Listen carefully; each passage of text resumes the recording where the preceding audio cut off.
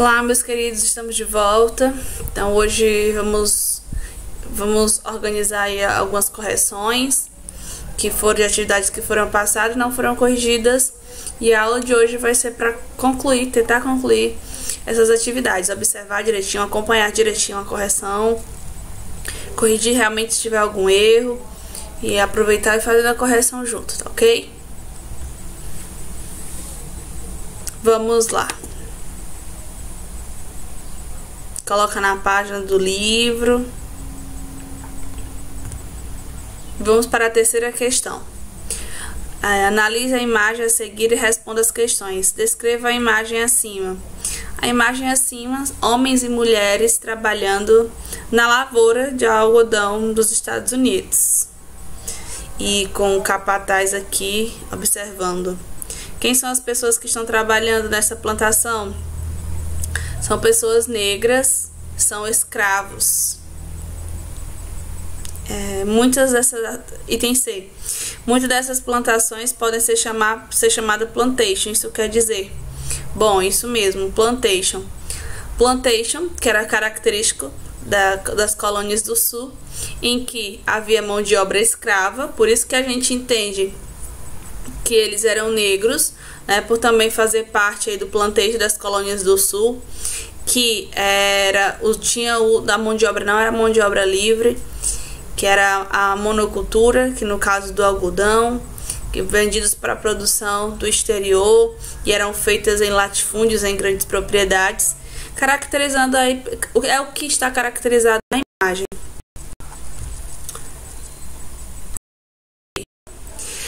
Em quais regiões das colônias esse tipo de plantação era mais comum? Porque o plantation é característico das colônias do sul.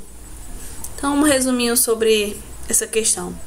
Quarta questão, sobre a colonização, perdão. A cultura estadunidense atual apresenta muitas influências dos grupos africanos e afrodescendentes que viviam no período colonial. Leia o texto a seguir, que aborda um exemplo dessa influência na música. Depois responda as questões.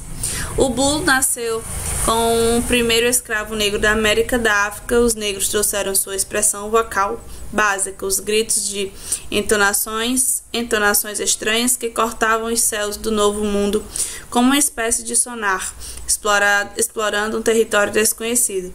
A obscena instituição do tráfico foi proibida em 1808, mas os escravos continuavam chegando abarrotados nos porões dos navios negreiros. Só na década de 50 e 60, a América do Norte recebeu mais negros do que meio século anterior.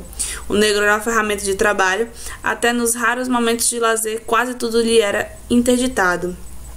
Não podia tocar instrumentos de percussão ou de sopro. Os brancos receavam que pudessem ser usados como um código, incitando a rebelião.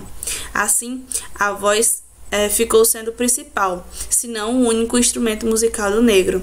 Era usado o work song, canções que o feitor cadenciava o trabalho dos escravos, a batida do martelo ou machado, os levantamentos de carga, etc.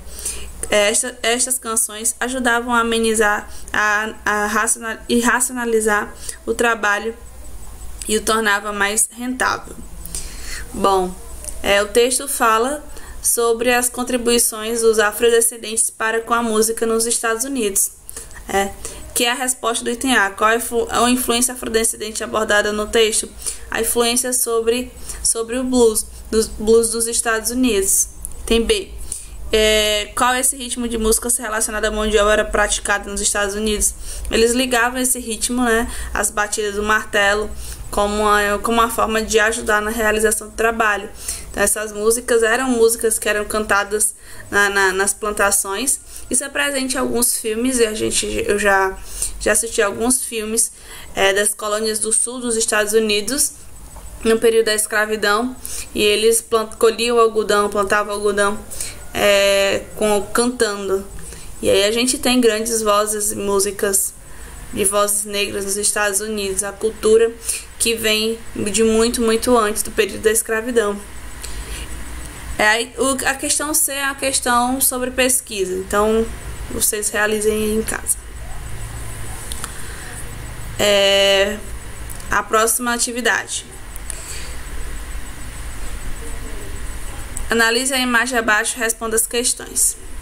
A imagem aqui, a gravura do século XVIII, representando os colonos estadunidenses durante a derrubada da estátua do rei inglês, Jorge III. O que está sendo representado nessa imagem? A derrubada da estátua do rei inglês Jorge III. Então aí o povo nos Estados Unidos, as colônias do norte, derrubando a figura do rei, a estátua no caso. Item B. Reflita sobre o significado dessa estátua e responda que o ato de derrubá-la representa o contexto vivido pelas 13 colônias. Na verdade, o ato de, aliás, ter a estátua dele nas colônias significa que era como se o poder da Inglaterra estivesse controlando tudo também nessas colônias. Então, quando eles derrubam esse poder, é um símbolo do desvínculo com a Inglaterra, da ruptura que eles tinham com a Inglaterra, que até então, devido ao monopólio comercial, o monopólio de colônias que se tinha com a Inglaterra. Então, quando é um ato simbólico, que no momento de independência que estava vivendo as 13 colônias. No atual momento que a gente está vivendo no mundo, aí, algumas manifestações antirracistas na Inglaterra, aconteceu a derrubada de algo semelhante a essa cena, né? Eles amarraram cordas e derrubaram a figura de um traficante lá na Inglaterra, que ele foi homenageado com a estátua. Então, para simbolizar que ações e simbolismos de racista, por exemplo, nós não temos mais espaço para isso. Lá nos Estados Unidos, na Inglaterra, eles derrubaram e jogaram no rio, foi numa lagoa, enfim. Mas esse ato tem uma representatividade muito grande de desvínculo, como foi nesse também, assim como foi feito nos Estados Unidos para mostrar o desvínculo com a Inglaterra, lá na Inglaterra, para mostrar o desvínculo com a cultura de tolerância ao racismo. Item C. Como foi o processo de independência dos Estados Unidos? Escreva um breve texto. O processo de independência dos Estados Unidos ele ocorreu principalmente contra a insatisfação dos colonos contra as imposições, o autocontrole, a falta de liberdade nas comercializações, o aumento de impostos gerado pela Guerra de 7 Anos, em que a Inglaterra ficou com problemas econômicos, intensificou a cobrança de impostos, aumentou os impostos, juntamente também com alguns ideais iluministas com desejo de liberdade, com desejo de se desvincular realmente, de ter as suas práticas políticas, econômicas, enfim, independentes. Continuando, a quarta questão.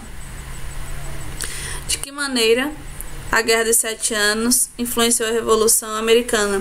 Justamente pelo fato que eu acabei de falar anteriormente, de ter as despesas. A guerra ela gera despesas, e essas despesas, mesmo com a Inglaterra saindo do lado vitorioso, fez com que ela, para se recuperar, tivesse que aumentar seus impostos nas colônias e nas colônias do norte, inclusive aumentar os impostos e a quantidade de impostos, e que gerou aí uma insatisfação e os movimentos de contestação. Quinta questão. Explique a que se refere os seguintes episódios históricos e como eles contribuíram para a Revolução Americana. O Massacre de Boston.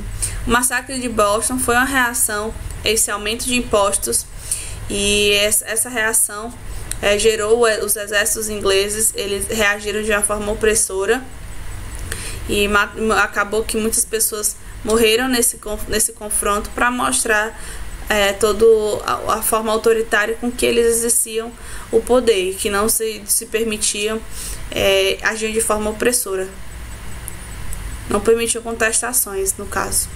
Item B. A festa do chá. A festa do chá foi um momento em que foi uma contrariação ao monopólio de venda do chá, Então, para demonstrar a insatisfação, eles se disfarçaram de indígenas e jogaram os chás no mar. E aí ficou conhecido como a festa do chá. Então, são situações em que os colonos demonstram seu total insatisfação em relação às tomadas de decisões da Inglaterra para com as colônias do norte. Sexta. São verdades incontestáveis para nós que os homens nascem iguais. O Criador lhes conferiu certos direitos inalienáveis, entre os quais os da vida, o de liberdade e o de buscar a felicidade. Para assegurar esses direitos se constituíram de homens governo, cujos poderes justos emanam do consentimento dos governados, sempre que qualquer forma de governo tende a destruir esses fins. Assiste o povo o direito de mudá-lo ou aboli-lo, instituindo um novo governo cujos princípios básicos e organização de poderes obedeçam às normas que lhes pareçam mais próprias para promover a segurança e a felicidade geral. Declaração da Independência dos Estados Unidos. Isso é um trechinho. E aí, para falar do poder que eles acreditavam estar nas mãos, ser para a mão do povo. Então, de acordo com o texto, a forma de governar estabelecida pelo povo deve ser preservada a qualquer preço? Não. Se for tomada alguma decisão que for contra os interesses do povo, ele diz claramente que pode ser alterado, ser mudado esse poder e colocado no poder, ser posto novamente no poder alguém que atenda o bem geral, a felicidade geral, promove a felicidade geral. A realização dos direitos naturais independem na forma dos princípios da organização do governo. Depende da forma do governo. É necessário que o governo ele faça ações para atender o bem geral do povo. Tem C. Cabe ao povo determinar as regras sob as quais será governada. Isso mesmo. Ele fala, o poder emana do povo, o poder está para o povo.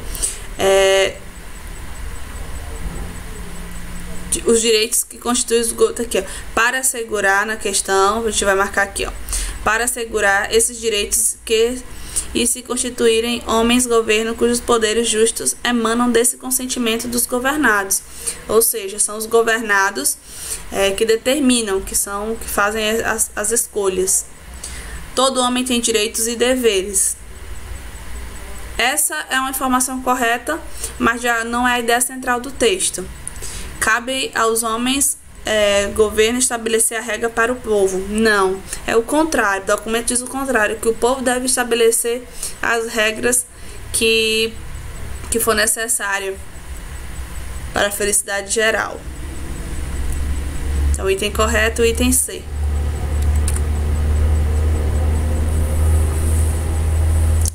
Vamos agora para essa questão. A Revolução Americana, primeira. A Revolução Americana e seus ideais de liberdade não atingiram toda a população estadunidense. Os povos nativos, por exemplo, não obtiveram suas terras, nem tiveram assegurados seus direitos básicos. Até hoje, seus descendentes que lutam contra os abusos políticos dos territórios que originalmente pertenciam aos seus antepassados. Leia a reportagem a seguir sobre esse tema e responda as questões no caderno. O Minnesota é o maior rio da América do Norte. Durante milhares de anos, tem abastecido os habitantes originários com a água necessária para a vida.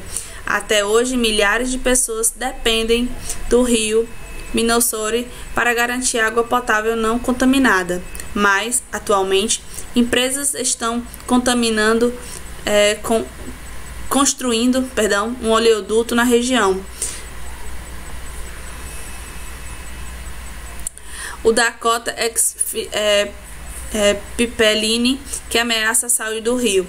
Com o objetivo de impedir a construção de oleoduto, nasceu um movimento encabeçado pelos povos originários que têm vivido na margem do rio Minnesota desde os tempos imemorais. Integrantes dos povos da Lakota, da reserva Sioux de Stand, instalaram um acampamento na confluência dos rios, a uns 80 quilômetros ao sul de Bismarck, em Dakota do Norte. Eles se dizem os protetores e não os manifestantes. Os povos originários estavam em resistência contra a construção desse oleoduto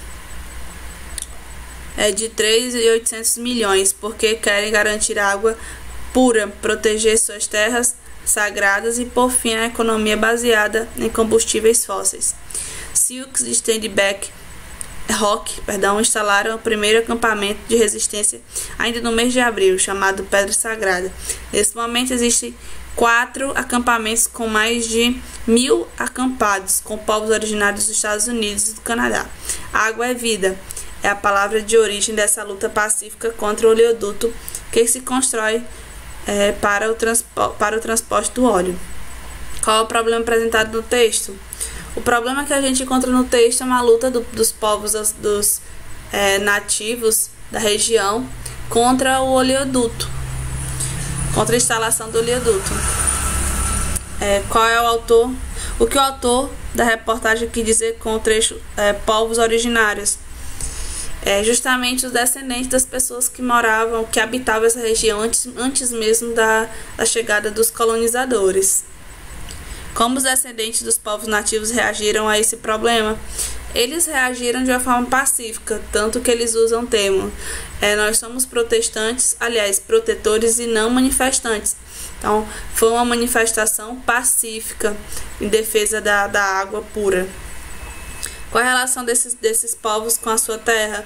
Uma relação de ancestralidade, de respeito à terra dos seus ancestrais, a terra que permitiu a vida de tantas pessoas. Então, o respeito, a valorização, a relação que eles tinham com a terra, de respeito com a terra. Vamos agora para o resumo geral, que é sempre feito com essas retomadas, né?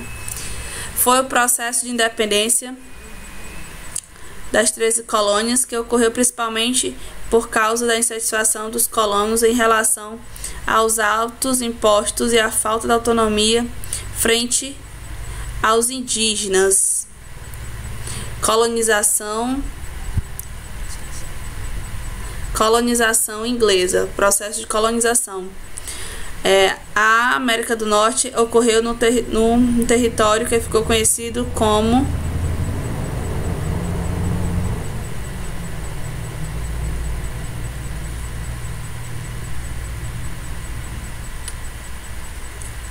a Revolução Americana, que ficou conhecido como as 13 colônias. Era um conjunto de trocas comerciais realizadas entre a África, Inglaterra e América do Norte, envolvendo mercadorias como algodão, tecido, armas, rum e até mesmo pessoas escravizadas. Comércio triangular. Após conquistar sua independência, os Estados Unidos formaram um governo com base na democracia moderna, uma república dividida em 3 poderes e com participação popular. Quando os ingleses se estabeleceram na América do Norte, muitos povos nativos viviam na região e tiveram suas terras ocupadas por colonos. Então são só conceitos que foram trabalhados que a gente confirma aqui, tá bom? Então vamos adiantando agora. Pronto, esse conteúdo agora nós já vamos trabalhar com a Revolução do Haiti. Qual era a base da economia da colônia francesa em São Domingo?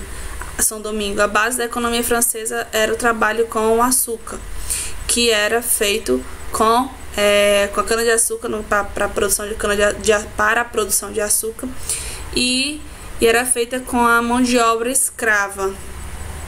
Que contexto histórico europeu influenciou diretamente o movimento de independência do Haiti?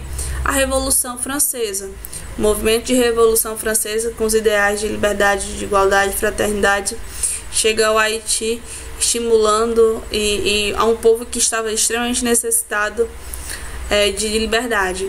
Explique o que foi o haitianismo. O haitianismo foi o receio que, na verdade, a América tinha do movimento que aconteceu no Haiti. né, um movimento que buscava liberdade, que lutava contra a escravidão, os maus tratos da escravidão. Então, era esse receio que esse movimento negro de libertação contra a escravidão acontecesse também nas demais colônias. Então, era chamado haitianismo. Quais eram as principais revoltas haitianas e por quais dos direitos a população lutou durante o processo de independência? Quais eram os princípios? Os princípios eram contra os maus tratos que se estabelecia contra os africanos, a mão de obra lá no Haiti, contra o controle, contra o monopólio, contra toda a ação francesa lá em São Domingos. Quinta questão. Leia as afirmativas a seguir sobre a independência do Haiti, assinale V ou F, em seguida corrija a que você considera falsa. A independência do Haiti marcou um processo revolucionário que levou cerca de 13 anos para ser concluído. Verdadeiro. O Haiti se destaca por ter sido a primeira colônia a conquistar a autonomia política na América Latina, marcando um fato inédito de história ocidental, uma revolução de escravos. Isso mesmo, corretíssimo. Em 1793, após diversos levantes realizados na Ilha de São Domingo, os franceses mantiveram a escravidão em suas colônias. Esse é o item incorreto.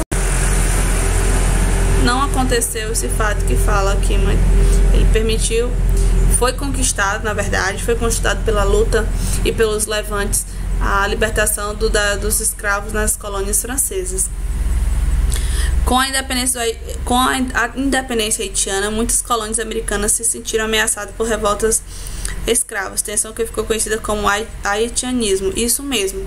Essa aqui é a resposta da terceira.